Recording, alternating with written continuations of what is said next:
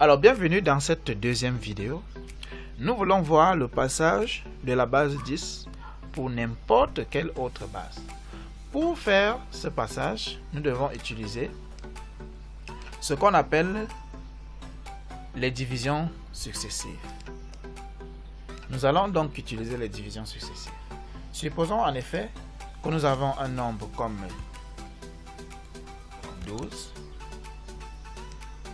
Notre nombre c'est 12, je vais aussi séparer. Non, nous n'avons pas besoin de séparer parce que nous sommes en base 10.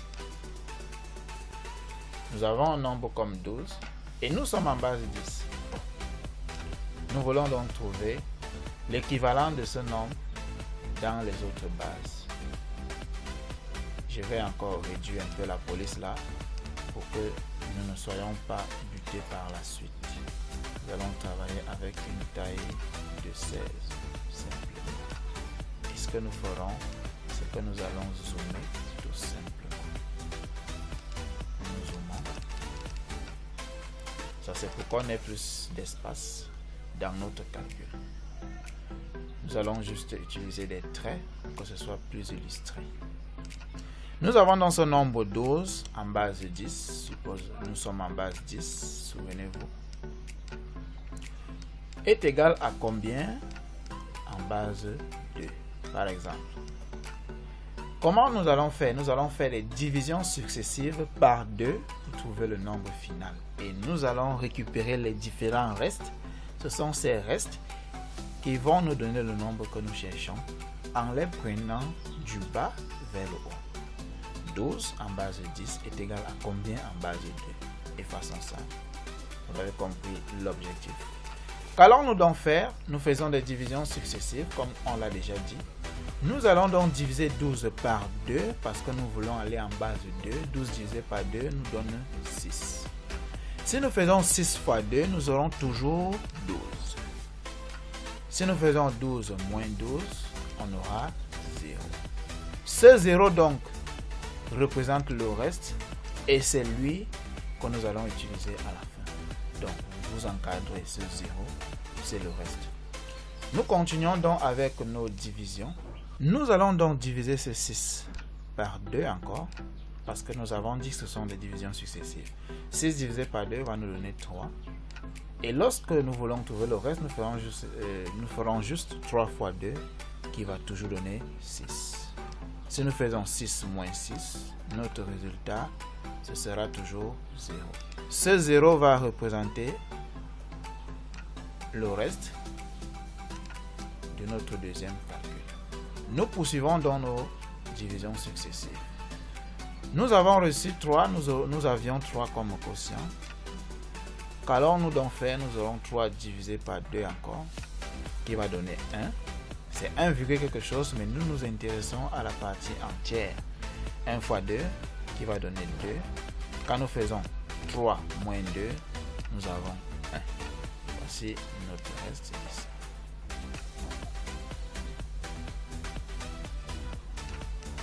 Nous continuons donc la division. Nous faisons maintenant 1 divisé par 2 qui donne 0,5, mais nous prenons la partie entière qui est 0.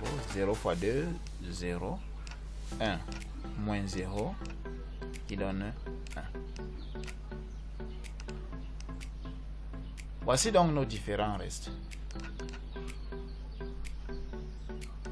Nos différents restes sont là. Alors, comment nous prenons ces restes? Nous prenons du bas vers le haut. Ça veut dire qu'en effet,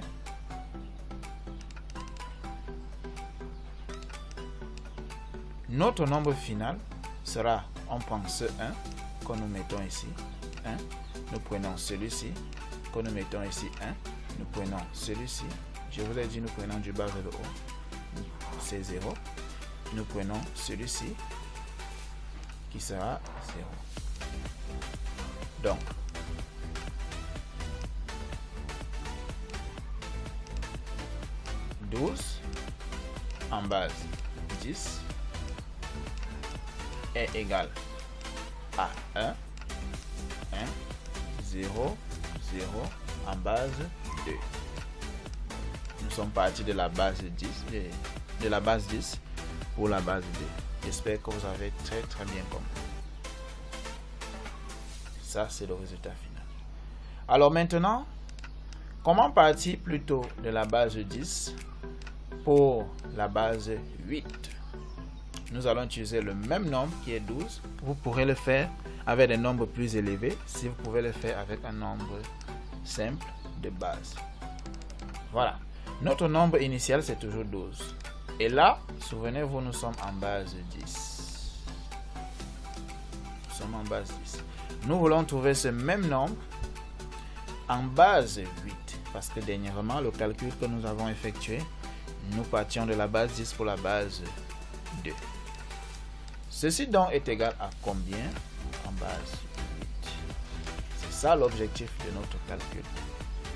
Comment nous allons faire? Nous ferons les divisions successives par 8 jusqu'à obtenir un quotient nul. Qu'allons-nous faire? 12 divisé par 8. Combien de fois avons-nous 8 dans 12? Ce sera une seule fois. C'est très clair. Nous ne pouvons pas avoir 8 deux fois dans 12. Si nous avions 16 comme nombre initial, nous pouvions affirmer sans embâche que nous avions 8 deux fois. Mais là, nous n'avons que 8 une seule fois. Qu'est-ce qu'on fait? On fait le 1 qui est le résultat, 1 qui est le quotient, je peux dire ainsi. 1 fois 8, nous aurons toujours 8. Et nous faisons 12 moins 8, nous avons là 4. Si nous faisons 12 moins 8, nous trouvons 4. Et ce 4 correspond à notre reste. Nous continuons donc les divisions parce que nous n'avons pas encore atteint un quotient nul. Donc 1 divisé encore par 8 va faire 0. C'est 0, beaucoup, mais nous prenons la partie entière. Nous faisons donc 0 fois 8 qui donne 0. 1 moins 0 qui donne 1. 1 moins 0 donne 1. Donc, nous prenons dans ce sens. Et notre résultat final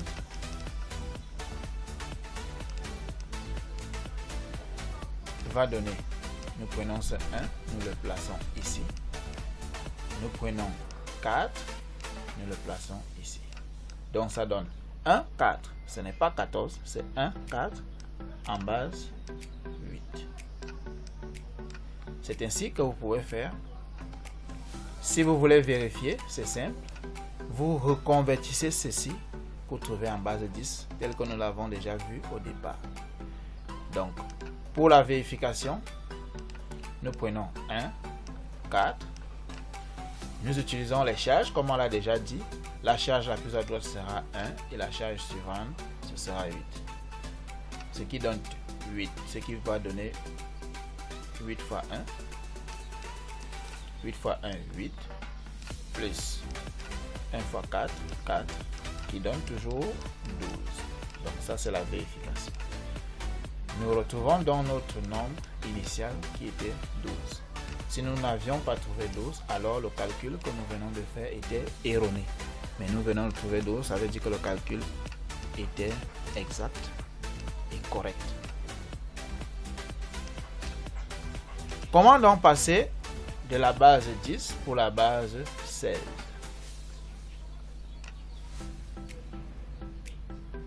De la base 10 pour la base 16. Je vais effacer tout ça. Je zoome encore. Alors, nous ne pouvons pas prendre 12 comme exemple parce que nous savons déjà que 12 égale C en base 16. Donc, ceci va donner C normalement. Nous allons donc prendre un nombre un peu plus complexe, un peu plus grand. Nous prenons un nombre comme 22 au lieu de 12. Nous allons utiliser 22.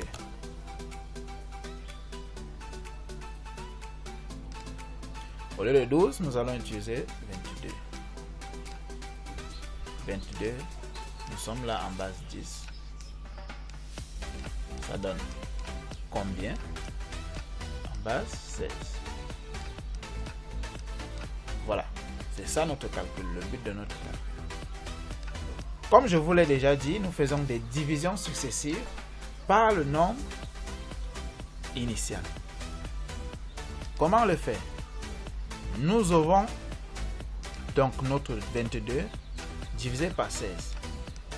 Combien de fois avons-nous 16 dans 22? C'est la question que vous devez vous poser.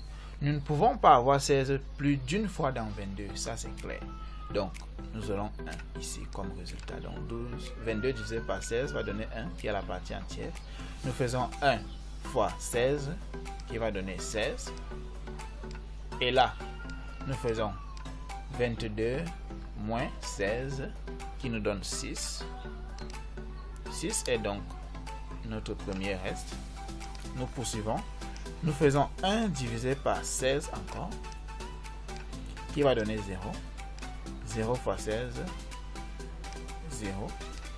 1 moins 16 qui donne 1 moins 0 qui donne 1 toujours. Nous prenons donc dans ce sens comme d'habitude.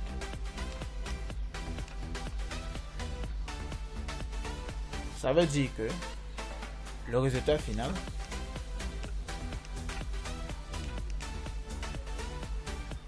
nous dirons que 22 en base 10 est égal à 1, 6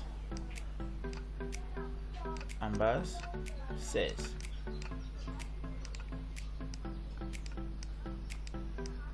Alors passons à la vérification pour savoir si le calcul est correct.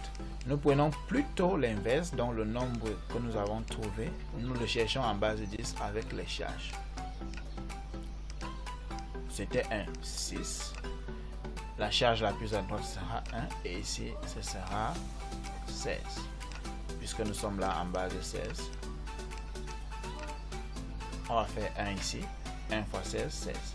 Ça va donner 1 fois 16 qui est 16 plus 6. Donc 1 fois 16 plus 6 parce que ici ce sera 1 fois 1 qui nous donne encore 22 tout simplement. Donc le calcul il est correct. Vous avez compris le principe pour partir de la base de la base 10 pour n'importe quelle base, et vous avez aussi compris le principe pour partir de n'importe quelle base pour la base 10. À titre de résumé, comprenez que si nous voulons partir de la base de 10 pour n'importe quelle base, nous utilisons les divisions successives. Et il y a plusieurs autres méthodes que j'aurais pu vous montrer, mais je voudrais vous simplifier la vie pour la compréhension. Mais si vous voulez bien, vous allez laisser un commentaire en bas de la vidéo. Si vous voulez d'autres méthodes, je vais vous présenter ces méthodes. Alors, pour partir de la base 10 pour une autre base, nous faisons les divisions successives par le symbole de la base visée. Mais si nous voulons partir d'une base pour la base 10, nous utilisons les charges. C'est ça que je voulais que vous puissiez comprendre comme résumé. Alors, nous nous donnons rendez-vous pour la prochaine vidéo. Nous allons donc voir les cas particuliers pour partir de la base 2 pour la base 8 et 16 et aussi de la base 16 et 8 pour la base 2. À très bientôt.